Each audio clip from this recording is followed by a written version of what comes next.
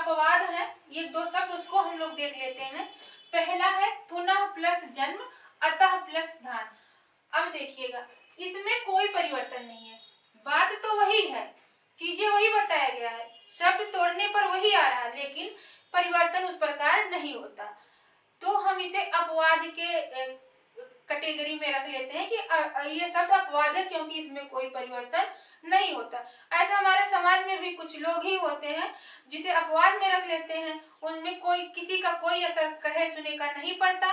तो इन शब्दों में भी किसी नियम का कोई असर नहीं पड़ता, तो ये अपवाद में आता है, ये अपने ही रूल में चलता है, कोई नियम वयम नहीं मानता है।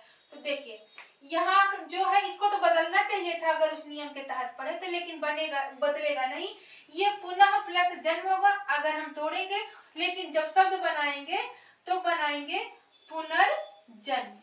पुनर्जन्म ये शब्द बन जाएगा। पुनर्जन्म देकर पूछ लेगा इसमें कौन सी संधि है, या ये भी पूछ सकता है कि इसको तोड़कर बताइए, इसका विच्छेद कर बताइए, तो ये पुनः प्लस जन्म होगा, लेकिन जब शब्द बनेगा तो पुनर्जन्म बनेगा, इसमें ओ की मात्रा नहीं होगी। दूसरा है अतः प्लस धान, इसका जब हम शब्द बनाएंगे तो बन जाएगा अंतर्धान।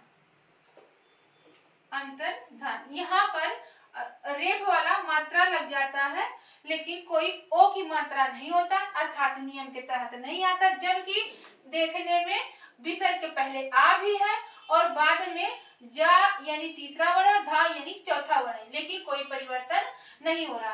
तो आप लोगों को इन दोनों चीज को तो याद करना है, मतलब नियम के तहत नहीं करना है, मन में याद कर लेना है कि अगर ये दोनों वर्ण आते हैं जो अपवाद की कैटेगरी में रखे गए हैं, उनमें कोई परिवर्तन नहीं हो रहा, और ज्यादातर प्रश्न यहाँ से बन भी जाते हैं।